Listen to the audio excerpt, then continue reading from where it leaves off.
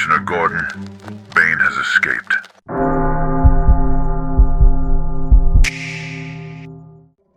The most creative people who ever lived had a different relationship with empty time than the average person. They did not treat it as a problem to be solved through consumption. They treated it as a condition to be inhabited. Newton developed his theory of gravity during a period of enforced isolation when Cambridge closed due to plague. He did not fill the time. He sat in it. Darwin spent hours walking the same path every day in what looked from the outside like unproductive repetition, and from the inside like the slow turning of problems that his working mind could not crack, but his walking mind could. Einstein described his most important insights as arriving not during focused calculation, but during the loose, unfocused wandering of a mind that had been given nothing specific to do. The pattern is consistent enough across enough extraordinary minds to be taken seriously. The empty time was not the obstacle to the work. The empty time was where the deepest work happened. The work that no amount of focused effort at a desk could have produced, because it required a quality of mental freedom that focus actively prevents. Your brain in a state of genuine boredom is not an idle brain. It is a brain running a different program, one that neuroscience has identified as the default mode network, which is the system that activates specifically when you are not focused on an external task. This network is responsible for some of the most sophisticated cognitive processes available to you. It is where autobiographical memory is processed, where you make sense of your own life narrative, and where that narrative gets updated. It is where creative connections form between ideas that focused attention keeps in separate compartments. It is where empathy is generated, where you mentally simulate the experiences of others and develop the social understanding that focused task completion does not produce. Every time you reach for the phone, the moment boredom appears, you are shutting this system down before it can deliver what it was building. You are interrupting a process that required the boredom as its entry condition and replacing it with stimulation that feels productive, but produces nothing that the default mode network produces. The cost is invisible and it is enormous. Tolerating boredom is a skill, and like every skill, it deteriorates when it is not practiced. The generation growing up with a device in hand from infancy is running an experiment on the human capacity for stillness that no previous generation has run, and the early results are not encouraging. Attention spans are measurably shorter. The threshold for stimulation required before something registers as interesting is measurably higher.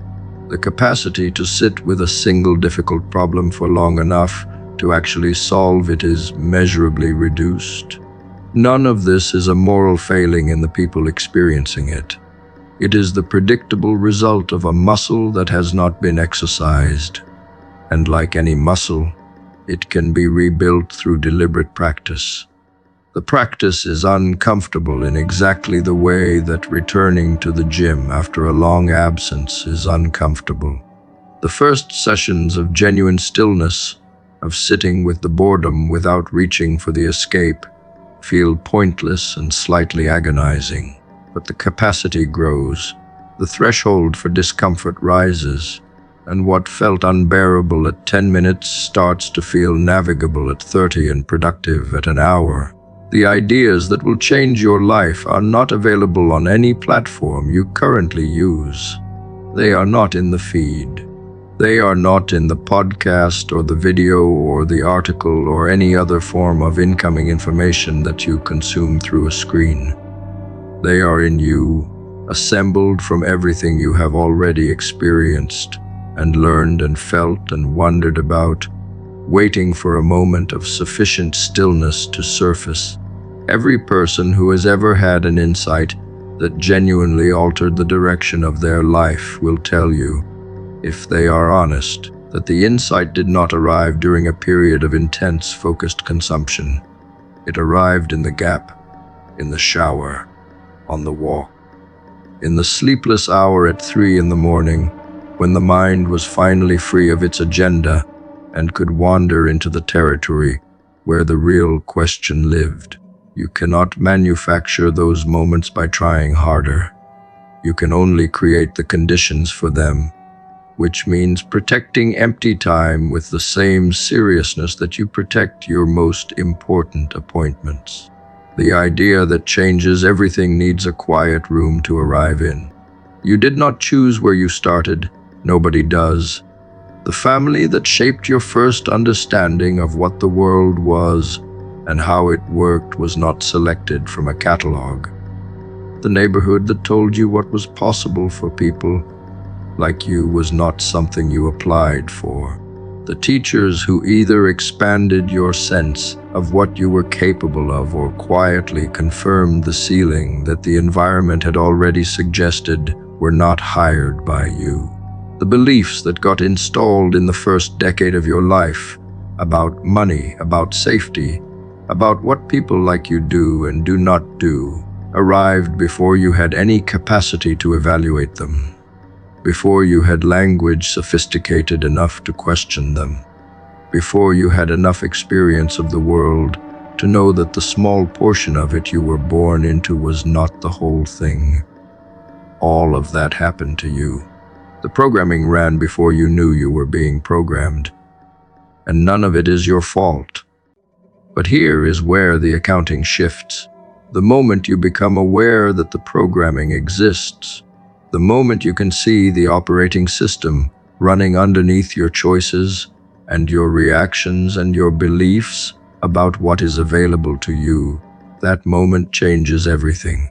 Because from that moment forward, continuing to run the old program is a choice. The mind is not a fixed thing. This needs to be understood at a level deeper than the intellectual nod it usually receives. People hear that the brain is plastic, that it can change, that new patterns can be built and old ones can be weakened, and they absorb it as an interesting fact and then continue living as though their character and their tendencies and their default responses to difficulty are as permanent as their bone structure. But the plasticity is real, and it is available to anyone willing to apply the consistent pressure required to use it. The thought you think repeatedly becomes the thought that thinks itself. The response you practice becomes the response that arrives automatically. The belief you challenge consistently loses the automatic authority it once had over your choices. None of this happens quickly, and none of it happens without discomfort, because the brain resists the rewiring with the same energy it resists every other threat to its established patterns. But it happens. The mind you have right now is not the mind you are stuck with.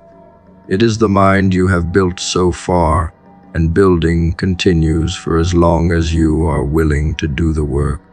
Taking responsibility for your mind is the most radical act available to a human being, and it is radical specifically because the culture around you is constantly offering you an alternative. The alternative is explanation. The culture has an explanation for every limitation you are experiencing. Your circumstances explain your outcomes. Your upbringing explains your patterns. Your trauma explains your behavior. Your environment explains your choices. And the explanations are often accurate. They are not wrong as descriptions. They are wrong as destinations. The explanation that accurately traces the origin of a pattern is useful for exactly one purpose, which is identifying what needs to change. After that, it becomes a residence, and residence in an explanation is the most comfortable prison ever built because it has no visible bars. You can live in it and call yourself honest. You can describe your limitations with great accuracy and call the description insight. Real responsibility is not the accurate description of why the pattern exists. It is the decision to change the pattern regardless of whether the origin was your fault. The world that created your mind did not do so with malicious intent in most cases. The people who installed the beliefs that are now limiting you were themselves running the program that was installed in them by the people who raised them. The generational transmission of limitation is not a conspiracy. It is the default behavior of a species that passes its understanding of reality from one generation to the next through the modeling of daily life rather than through deliberate instruction. Your parents gave you what they had. Their parents gave them what they had. The chain runs back further than any individual can trace, and assigning blame anywhere in the chain produces nothing useful. What produces something useful is the decision to be the link in the chain where the transmission changes, where the pattern that was inherited gets examined, and the parts that no longer serve get replaced with something built deliberately. That decision, made by one person in one generation, changes what every subsequent person in the line inherits. The responsibility is not just for your own life. It is for every life that will be shaped by what you model. The world you create with your mind begins before you leave your bed in the morning, before any external circumstance has had the chance to impose itself on your day. You are already building the reality you will inhabit through the quality of the thoughts you allow to run unchallenged in the first hour of consciousness. The mind that wakes into anxiety builds an anxious day, not because the circumstances are objectively more threatening than the circumstances of the person who wakes with a different orientation, but because the anxious mind selects for evidence of threat from the available information and finds it everywhere. The mind that wakes with clarity and intention builds a different day from the same raw material. Same world, different mind, different experience, different choices, different results accumulating over time into a different life. This is not positive thinking as a denial of reality. It is the recognition that the mind is not a passive receiver of reality, but an active constructor of it, and that the construction begins the moment consciousness returns each morning. What you build in that first hour sets the template for everything that follows. Awareness is the beginning, but it is not the work. This distinction trips up a large number of people who have done enough reading and enough self-examination to develop sophisticated awareness of their own patterns, and then mistake that awareness for change. They can describe the pattern with the precision of someone who has studied it for years. They can trace its origin, identify its triggers, predict with accuracy the situations that will activate it. And then the situation arrives and the pattern runs anyway, slightly observed from a new angle, but fundamentally unchanged in its behavior. Awareness without practice is a spectator sport. The work is in the moment when the pattern activates, and the practiced alternative response is applied instead. That moment, repeated enough times, is where the rewiring actually happens. Not in the journaling about the pattern, or the conversation about the pattern, or the accurate articulation of why the pattern exists. In the lived moment of choosing differently, when every established groove in the brain is pulling toward the familiar response. The mind you build determines the world you see, and the world you see determines the opportunities you notice, and the opportunities you notice determine the choices available to you, and the choices you make determine the life you live. This chain is not fate, it is mechanics, and mechanics can be understood and then deliberately altered at any point in the chain. Most people try to alter it at the end by changing their circumstances directly, by moving to a new city or finding a new relationship or taking a new job, while leaving the mind that will interpret the new circumstances unchanged. And so the new city starts to feel like the old city within a year, because the same mind is curating the experience of it. The new relationship develops the same tensions as the old one, because the same patterns are being brought to it. The new job produces the same dissatisfaction because the same orientation toward work is being applied. The circumstances changed. The mind did not, and the mind is upstream of everything. Change the mind and the same circumstances start yielding different results. This is not magic. It is the most practical thing there is. Building the mind you want requires the same principles as building anything else, which means it requires a clear vision of what you are building toward, consistent daily effort in that direction, honest feedback about whether the effort is producing the result, and the willingness to adjust the approach when the feedback says the current one is not working. Most people apply these principles to their careers and their bodies and their finances and treat the mind as something that will improve automatically as a byproduct of the other improvements. Sometimes it does improve as a byproduct. More often it does not, and the unchanged mind eventually limits the gains in every other domain because every other domain is being operated by the mind. The entrepreneur with poor mental habits hits a ceiling that their business strategy cannot break through because the ceiling is internal. The person getting physically fit while leaving their relationship with themselves unexamined finds that the improved body did not produce the improved sense of self they were expecting. The mind is not the byproduct. It is the foundation.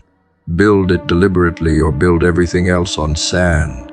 The people who have most visibly transformed their lives, who went from one way of living and being to something categorically different, almost never describe the transformation as something that happened to them. They describe it as something they decided, a specific moment or period where the story they were telling about what was possible for them changed. Not because the external evidence changed, but because they changed the story first and then went looking for evidence to support the new one. This is not delusion. The old story was also not supported by objective evidence. It was supported by selective evidence, the evidence the mind had been trained to notice in support of the existing belief. The new story is also supported by selective evidence, the evidence the mind has been redirected to notice in support of the new belief. Both are constructions. The difference is which construction you choose to inhabit and build from. Taking responsibility for your mind means taking responsibility for the story, recognizing that it is a story, and deciding deliberately which one you are going to tell. Game theory, at its most basic, is the study of decisions made between players where each choice affects the outcome for everyone involved. But there is a version of game theory that applies to the individual, and it is the version that nobody teaches because it does not fit neatly into a classroom or a business school curriculum. It is the recognition that your life is a game with real stakes and real moves and real consequences for each decision, and that the person playing it without a strategy is not playing no game at all.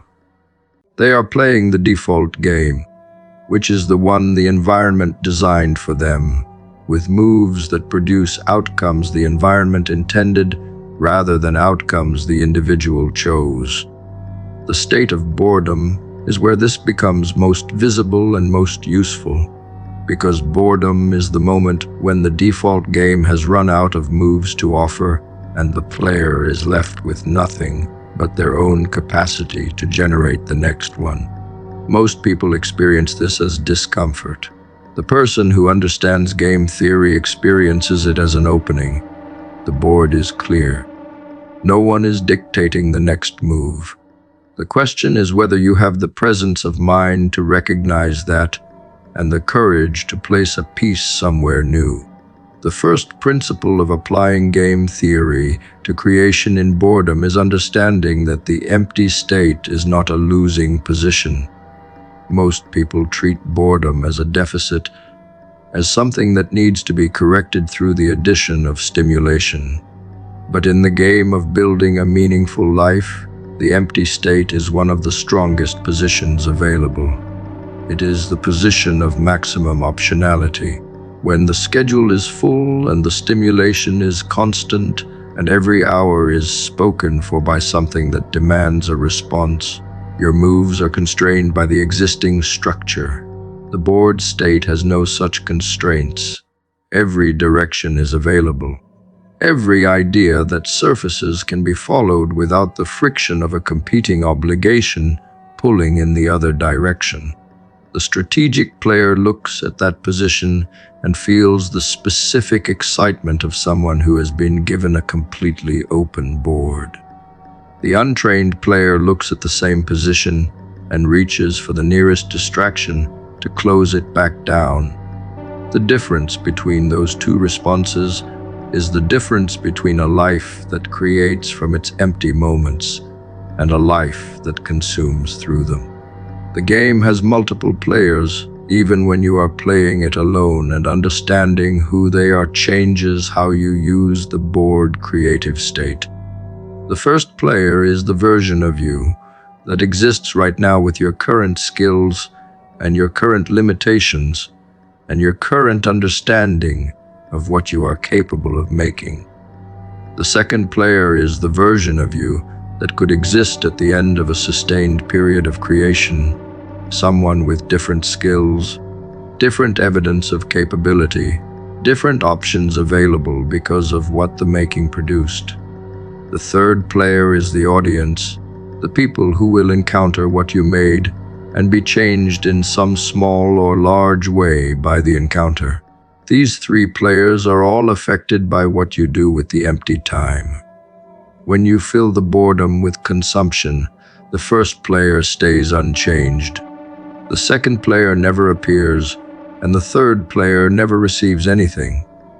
When you fill the boredom with creation, all three players move forward simultaneously. The first player grows through the act of making. The second player begins to exist. The third player receives something they did not have before you sat down in the empty space and decided to do something with it. The optimal strategy in any game is the one that produces the best outcome across the most possible scenarios. In the game of a creative life, the strategy that consistently produces the best outcome across the widest range of scenarios is the strategy of making something during every available window of empty time rather than filling that window with incoming stimulation. The reason this is the optimal strategy is that the downside is minimal and the upside is uncapped.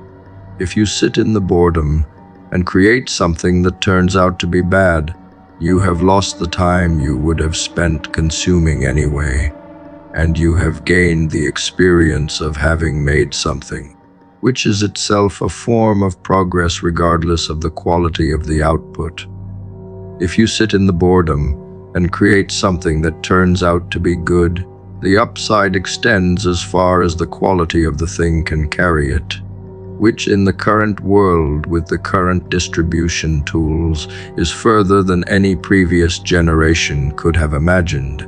The asymmetry of that equation is so dramatically in favor of creating that the only rational move from a pure game theory standpoint is to create.